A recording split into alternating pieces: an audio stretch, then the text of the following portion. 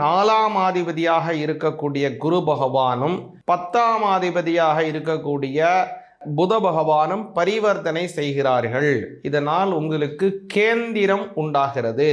சரி, இந்த கேந்திரம் என்னத்தங்க தருகும்? 5ஆம் அதிபதியாக இருக்கக்கூடிய சனி பகவான் 7ஆம் பாவத்திற்கு வருகிறார். இது கண்டக சனியா? கண்டிப்பா கண்டக சனி தான்.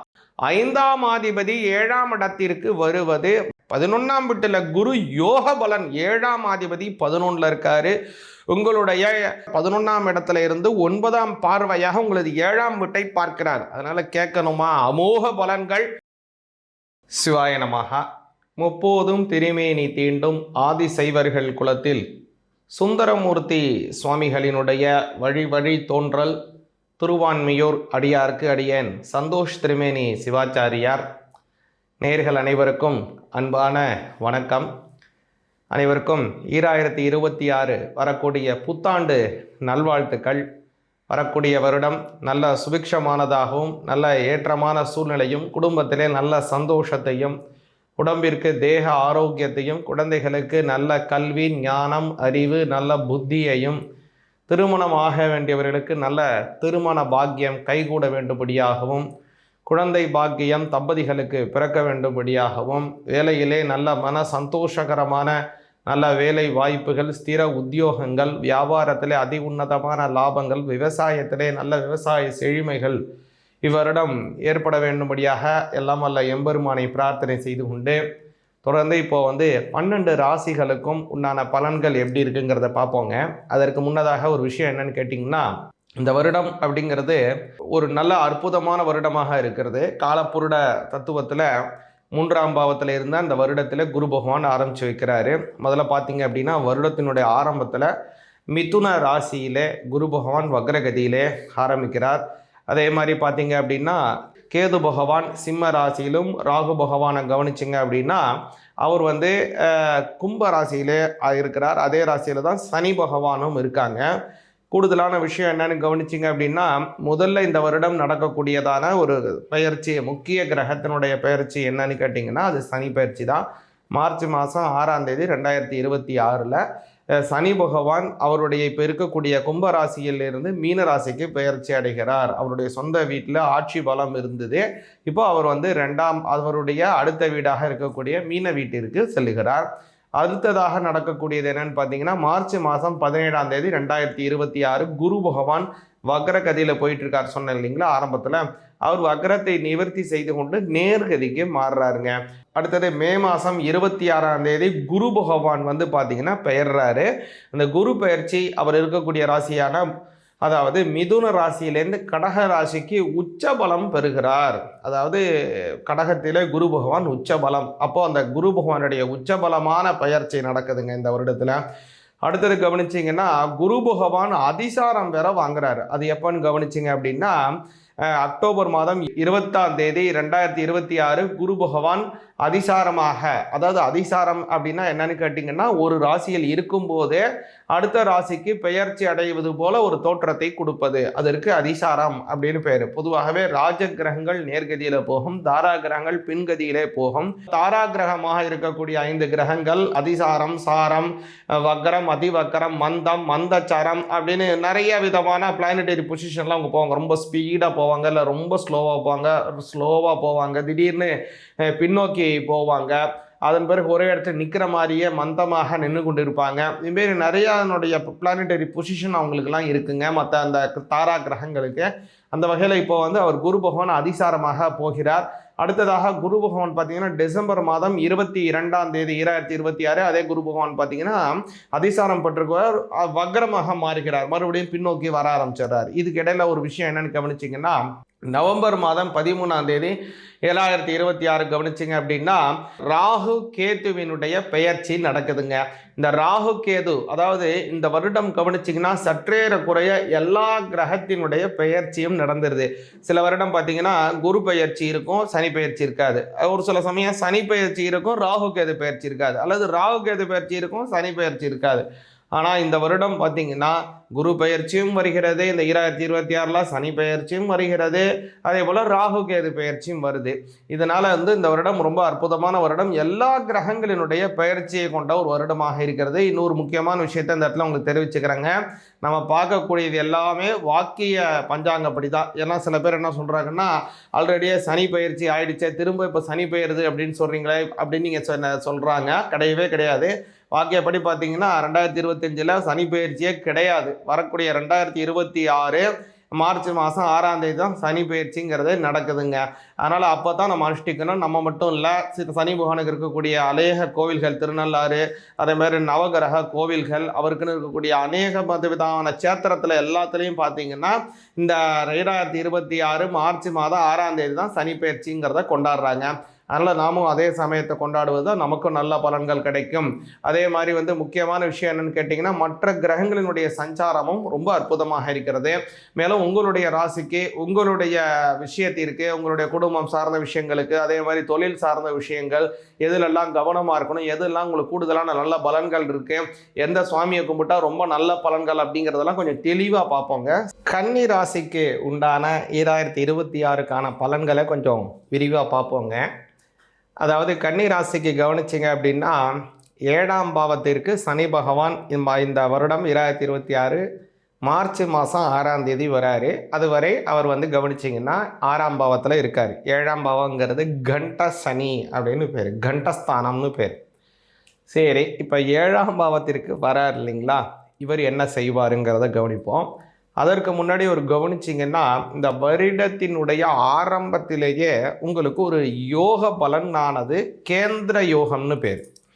அது என்ன கேந்திர யோகம் அப்படின்னா, 7ஆம் அதிபதியாக இருக்கக்கூடியவர் 10ஆம் பாவத்தில் போவது, அதே போல் 4ஆம் அதிபதியாக இருக்கக்கூடிய குரு பகவானும் 10ஆம் அதிபதியாக இருக்கக்கூடிய புத பகவானும் பரிவர்த்தனை செய்கிறார்கள்.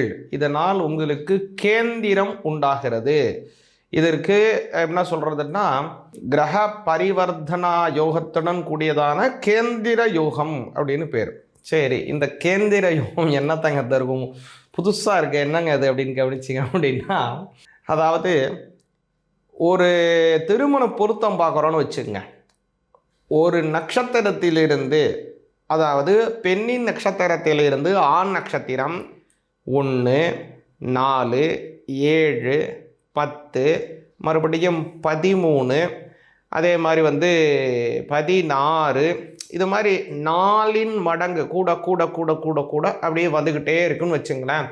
இப்படியான அந்த நட்சத்திரங்கள் இந்த மடங்காக அப்படியே வந்துக்கிட்டே இருக்கு அப்படின்னா, அதற்கு கேந்திரம் அப்படிங்கிறதான மாகேந்திர பொருத்தம் இருக்கும்.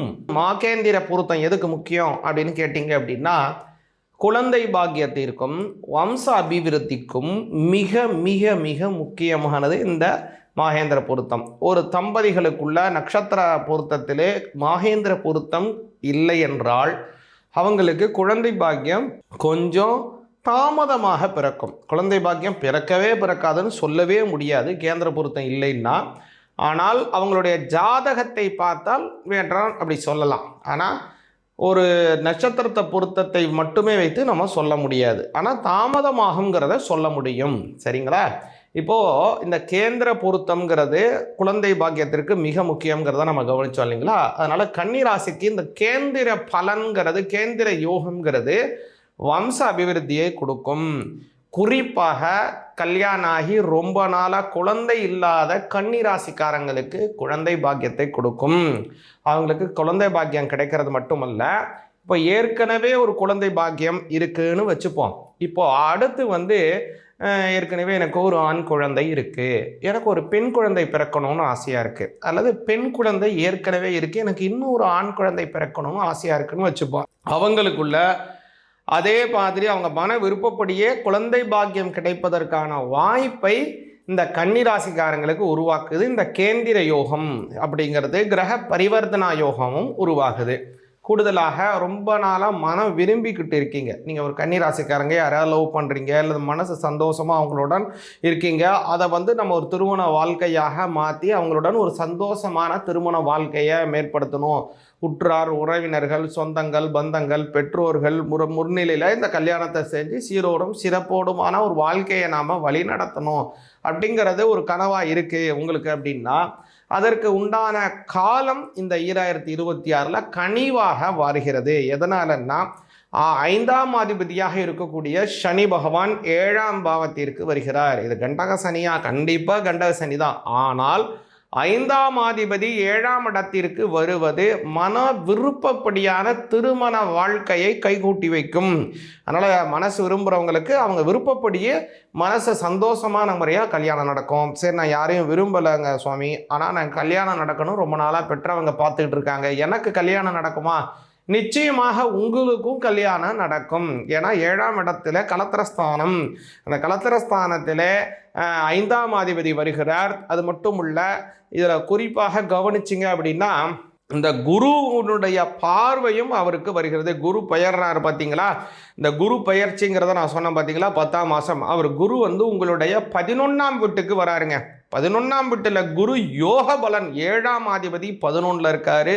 உங்களுடைய 11ஆம் இடத்துல இருந்து 9ஆம் பார்வையாக உங்களது 7ஆம் வீட்டை பார்க்கிறார். அதனால கேட்கணுமா? அமோக பலன்கள், குடும்பத்திலே நல்ல சந்தோஷம், கல்யாணம் ஆக வேண்டியவங்களுக்கு கல்யாண பாக்கியம், அதேமாதிரி தொழில் அபிவிருத்திகள், முக்கியமாக நல்லா வியாபாரம் செய்கிறவங்களுக்கெல்லாம் வியாபாரம் அபிவிருத்தியாகும். வெளிநாடு செல்வதற்கு யோகங்கள் உண்டாகுது. நான் வெளிநாட்டில் தான் இருக்கிறேன் சுவாமி, எனக்கு எப்படி இருக்கும்? என் நாட்டில் எனக்கு தங்குறதுக்கு எனக்கு ஒரு பிஆர் கிடைக்கணும், இல்லைன்னா இங்கேயே எனக்கு இங்கேயே எனக்கு ஒரு கார்டு, கிரீன் கார்டு கிடைக்கணும், இங்கேயே எனக்கு நல்ல ஒரு அபிவிருத்திகள், இங்கேயே எனக்கு பேப்பர்ஸ்லாம் நல்லபடியாக கிடைக்குமா? நிச்சயமாக கிடைக்கும். இந்த வருடம் 2026 பல வருடமாக தள்ளி போயிட்டு இருந்தாலும் கூட கவலைப்படாதீங்க. இந்த வருடம் முயற்சி பண்ணுங்க. உங்களுக்கு வெளிநாட்டிலே வாழ்வதற்கு, அங்கேயே தங்குவதற்கு, செட்டில் ஆகுவதற்கான ஒரு நல்ல வாய்ப்பை இந்த கிரகநிலைகள் உருவாக்குதுங்க. அதனால் கன்னிராசிக்காரங்களுக்கு அமோக பலன்கள் உண்டு. முக்கியமாக பெருமாளை வணங்குவது மிக மிக முக்கியமாக இருக்குது. ஏன்னா அந்த புதனினுடைய பரிவர்த்தனா யோகம் இருக்குங்கிறத சொன்னேன் இல்லைங்களா? அதனால் அது வலிமையாகிறதுக்கு பெருமாளை வணங்கணும். புதன்கிழமை தோறும் பெருமாளுக்கு விஷ்ணு சஹஸ்ர நாம அர்ச்சனை பாராயணம் செய்யுங்க. விஸ்வம் விஷ்ணுர்வ ஷட்கார பூதவ அவ்யபவத் பிரபு பூதகிருத் பூத பிருத்பாவ பூதாத்மா பூத அப்படின்னு போயிட்டே இருக்கும் அந்த ஸ்லோகம். அப்படியான அந்த ஸ்லோகம் வியாசர் பகவான் எழுதியது. அப்படியான அந்த ஸ்லோகத்தை புதன்கிழமையில பாராயணம் பண்ணுங்கள், நல்ல பலன் கிடைக்கும். அதனால் இந்த மாதிரி சொன்னக்கூடியதான் இந்த வழிபாடுகளை செஞ்சு வாங்க, ரொம்ப நல்ல பலன், உங்களுடைய பலன் உண்டு. அதே மாதிரி கவனிச்சிங்கன்னா பலரும் கேட்கக்கூடியதான ஒரு கேள்வி என்னென்னா, ஏன் சுவாமி சனி பகவான் என்னையே சென்டர் பண்ணி அட்டாக் பண்ணுறாரு, என்னையவே டார்ச்சர் பண்ணுறாரு, எனக்கு மட்டும்தான் இப்படி செய்வாரா அப்படின்னா நினைக்கிறாங்க. அப்படி கிடையவே கிடையாது. சனி பகவான் அப்படிங்கிறவர் தர்ம கர்மாதிபதி. பல தடவை சொல்லியிருக்கேன், திரும்பவும் சொல்கிறேன், தர்ம கர்மாதிபதியாக உள்ளவர் சனி பகவான். இந்த சனி பகவான் அப்படிங்கிறது நம்மளுடைய என்னென்ன சஞ்சித கர்மா, பிராரப்த கர்மா, ஆகாமி கர்மாக்கள் நாம் செய்திருக்கின்றோமோ அந்த கர்மாக்களுக்கு உண்டான ரெக்கார்டாக இருக்கிறது சனி பகவான்கிட்ட தான் இருக்குது. அதனால் நீங்கள் ஏதாவது தவறு செஞ்சுருக்கீங்க, ஏதாவது பண்ணிட்டு இருக்கீங்கன்னா அவருடைய தசாபுத்தி காலம் அல்லது அவருடைய 7.5 சனி காலம் வர்ற வரைக்கும் அவர் வெயிட் பண்ணுவார். அப்படியே விட்டுருவார் உங்களை. நீ செய்ப்பா, நீ செஞ்சுக்கிட்டே இருப்பா, நான் வரப்பா, உங்கள்கிட்ட வரும்போது உன்னை பிடிச்சிக்கிறேன்ப்பான்னு அப்படியே உட்காந்துருப்பார். ரெக்கார்டை மட்டும் ரெக்கார்ட் பண்ணிக்கிட்டே இருப்பார். அவருடைய சஞ்சார காலம் 7.5 சனி வர்றது, அதான் பாத சனி, ஜென்ம சனி, விரய சனி, இந்த மாதிரி என்னுடைய காலம், அஷ்டம சனி, அர்த்தாஷ்டம சனி, கண்டக சனி, இந்த மாதிரியான சனி காலங்கள் வருது இல்லையா? அல்லது அவருடைய தசைகள், புத்தி காலங்கள், இது வரக்கூடிய அமைப்பு, அது வர அவர் பொறுத்துட்டு இருப்பார். அது வரும்போது என்ன பண்ணிடுவார், நீங்கள் என்னென்ன நல்லது பண்ணியிருக்கீங்களோ அதற்கு உண்டான நல்லதை செய்வார். நீங்கள் என்னென்ன கெடுபலன் செஞ்சுருக்கோ அதுக்குண்டானதை அப்படியே ரிப்பீட் பண்ணுவார். அதனால் சனி பகவான் தனியாக உங்களுக்கு எந்த விதமான கெடுபலனும் தரப்போகிறதே கிடையாது. அவர் என்ன உங்கள் பக்கத்து வீட்டுக்காரரால், ஏற்ற வீட்டுக்காரரால், அது மாமனா மச்சானா அங்காளியா பங்காளியா உங்களையே அவர் இது பண்ணுறதுக்கு. அதனால் அவர் நீங்கள் செஞ்ச பாவ புண்ணிய ரெக்கார்டு அவர்கிட்ட இருக்குது. நீங்கள் என்ன செய்கிறீங்களோ அதையே ரிட்டர்ன் அடிக்கிறார் உங்களுக்கு, வேறு ஒன்றுமே அவர் கிடையாது. அதனால் அதாவது ஞானசம்பந்தர் இதில் சொல்கிறது போல், ஆசரே நல்ல நல்ல அவை நல்ல நல்ல அடியார் அவருக்கு மிகவே. அதாவது சிவன் அடியார்களாக இருக்கக்கூடியவங்க முறைப்படி அவங்களுடைய தீட்சை பெற்று ஒரு நல்ல கர்மாக்களை எல்லாம் வைத்துக்கொண்டு நல்ல ஒரு சத் புருஷர்களாக வாழக்கூடிய அடியார்கள் ஆகியவங்களுக்கு அது ஏதோ ஒன்று, சிவபக்தனா சிவபக்தன், விஷ்ணு பக்தனா விஷ்ணு பக்தன், எந்த தெய்வத்தை வழிபாடு பண்ணுறாங்களோ அந்த தெய்வ இதிலே முறைப்படி இருக்கிறவங்களுக்கு இந்த நவகிரகங்களும் நன்மையே செய்யுன்றாங்க. அதனால தான் ஞாயிறு திங்கள் செவ்வாய் புதன் வியாழன் வெள்ளி சனி பாம்பு இரண்டும் உடனே ஆசிரு நல்ல நல்ல அவை நல்ல நல்ல அடியாரவர்க்கு மிகவே அப்படின்னு ஞானசம்பந்தர் கோளறு பதிகத்தில் பாடுறாரு. அது மாதிரி நம்மளும் இறைவனை வழிபாடு செஞ்சு வந்தோம்னா அந்த நவகிரகங்கள் நமக்கு நன்மையையே தரும், பூர்ணமான வெற்றிகள் கிடைக்கும் அப்படிங்கிறத அந்த இடத்துல சொல்லிக்கொண்டே இந்த 2026 உங்களுக்கும் உங்கள் குடும்பத்தாருக்கும் நல்ல சுபிக்ஷத்தையும் நல்ல ஏற்றமான சூழ்நிலைகளையும் வழங்க வேண்டும்படியாக பிரார்த்தனை செய்கிறேன். சிவாய நமஹ.